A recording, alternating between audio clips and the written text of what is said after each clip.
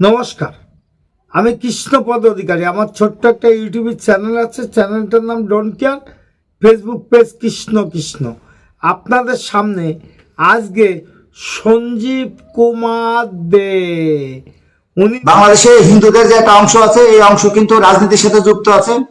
এই অংশ কিন্তু একসময় সরকারের ক্ষমতায় থেকেছে। বাংলাদেশের অনেক হিন্দু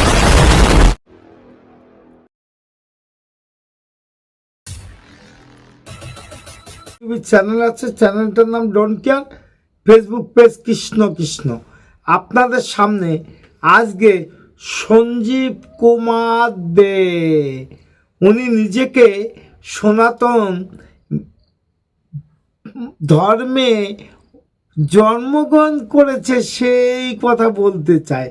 কিন্তু আমারও একটা প্রশ্ন আছে, যদি সনাতন ধর্মে জন্মগ্রহণ করে থাকেন, আপনি না তুমি না তুই সেখানে দাঁড়িয়ে সনাতনের প্রতি কোনো একটা মানবিক কথা তোর মতন গণ্ড মূর্খর কাছ থেকে বেরোয়নি। যাই হোক, আমার ছোট্ট একটা ইউটিউবের চ্যানেল আছে, চ্যানেলটার নাম don't care. Facebook page Krishna Krishna.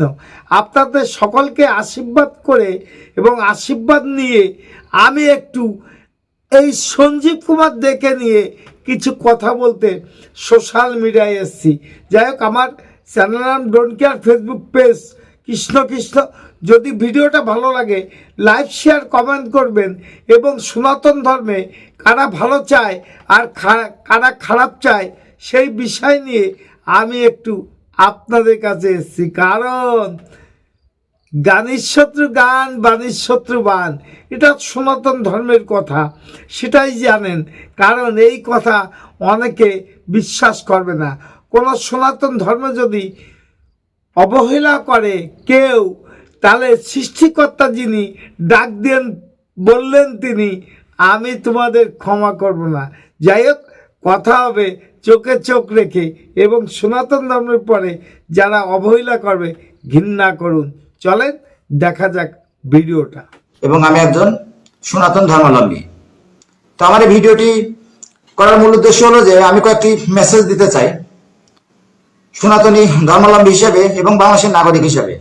গত কয়েকদিনে আমরা আমাদের পার্শ্ববর্তী দেশ ভারতে বেশ উদ্বেগজনক আমরা খবর দেখতে পাচ্ছি। বিশেষ করে বাংলাদেশে যে সমস্ত সংখ্যালঘু হিন্দু আছেন তাদের উপরে নাকি অত্যাচার করা হচ্ছে, যেটা সম্পূর্ণ গুজব।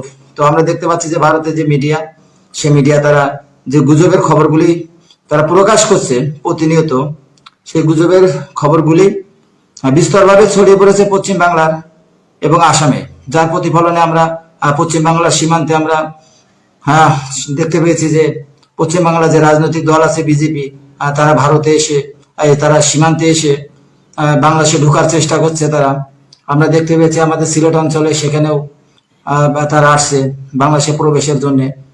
তো আসলে বাংলাদেশের আমরা যারা সনাতনে আছি আমরা খুব ভালো আছি। আমরা এখানে আমাদের মুসলমানরা সবসময় আমাদের পাশে থাকে, বন্ধু হিসেবে, ভাই হিসেবে আমরা মিলেমিশে থাকি, ব্যবসা বাণিজ্য করি, আমরা একসাথে উঠা বসা করি, সামাজিকতা করি। যেহেতু আমাদের এখানে হিন্দুর সংখ্যা কম, মুসলমানের সংখ্যা বেশি, তো আমরা ছেলেবেলা থেকে মুসলমানদের সাথে আমরা স্কুলে পড়েছি, কলেজে পড়েছি, বিশ্ববিদ্যালয়ে পড়েছি, চাকরি জীবনেও মুসলমান যারা শিল্পপতি আছেন তাদের কোম্পানিতে চাকরি করেছি, সেখানে অনেক মুসলমান ছিল, হিন্দু ছিল, আমরা সবাই মিলেমিশে আমাদের জীবনের সুখ দুঃখগুলো আমরা ভাগাভাগি করেছি। তো ভারতের পশ্চিম বাংলার যে চ্যানেলগুলো, আসামে যে চ্যানেলগুলি, তারা যে মিথ্যা গুজব ছড়াচ্ছে, সেই গুজবগুলো আসলে আমাদের জন্যই ক্ষতিকারক, আমরা যারা বাংলাদেশি আসি। কারণ তারা এটাই বলছে যে বাংলাদেশে যে সমস্ত সংখ্যালঘু হিন্দু আছে তাদের উপরে আক্রমণ করা হচ্ছে, যেটা আসলে খুবই দুঃখজনক কথা। তো আমার বিনীত অনুরোধ যে ভারতীয় যে চ্যানেলগুলি, আপনারা যে হিন্দুদের উপরে যে আক্রমণ করা হচ্ছে, সে আক্রমণ কখন কোথায় হচ্ছে, কাকে আক্রমণ করা হচ্ছে, আপনারা বিস্তারিত বলবেন। আপনাদের নিউজে বিস্তারিত থাকে না।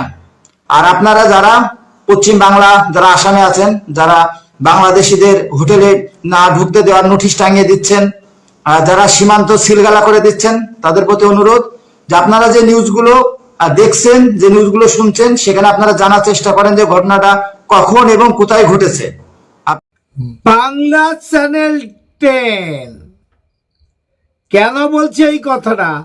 তুই যে চ্যানেলটায় কথা বলছিস না তোকে নিয়ে এডিট করে তোর কথা শোনাচ্ছে জানি না, কিন্তু তোর মতন একটা আহমক সনাতন ধর্মের জন্মগ্রহণ করেছিস, সেখানে সত্যকে সত্য বলা শেখ, মিথ্যাকে মিথ্যা বলা শেখ।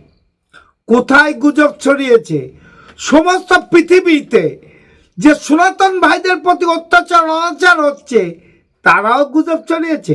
আর তুই বাংলাদেশে একটা আব্দুল কাস্ত হয়ে, একটা নমো খারাম হারামির বাচ্চা হয়ে সেখানে দাঁড়িয়ে সনাতন ধর্মের পরে এত অত্যাচার হচ্ছে, তুই কি অন্ধ না বয়রা? কারো শুনতে পাচ্ছিস না, দেখতে পাচ্ছিস না?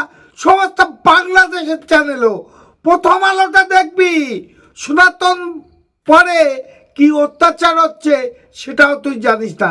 তোর মতন আহমক পৃথিবীতে দ্বিতীয়জন আছে কিনা জানি না, কিন্তু সনাতন ধর্ম জাগ্রত হয়েছে।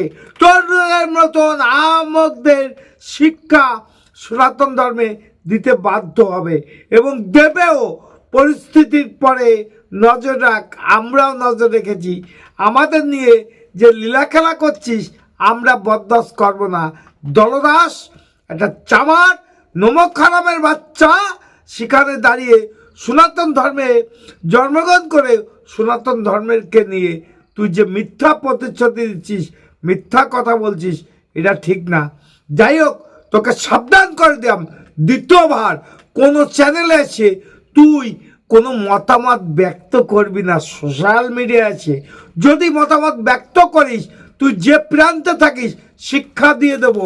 আমি কৃষ্ণপদ অধিকারী, আমার ছোট্ট একটা ইউটিউব চ্যানেল আছে, চ্যানেল নাম don't care, Facebook page Krishna Krishna.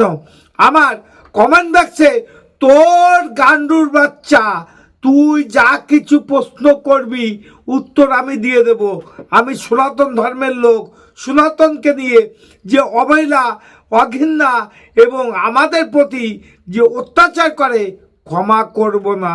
আমি সনাতন ধর্মে দীক্ষিত এবং সনাতন ধর্মে বিশ্বাস।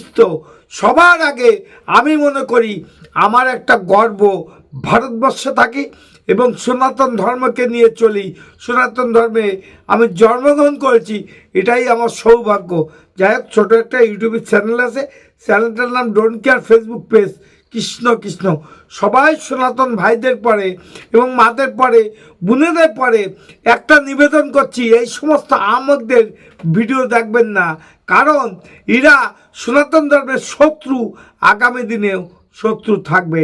ভিডিওটা যদি ভালো লাগে লাইক শেয়ার কমেন্ট করবেন।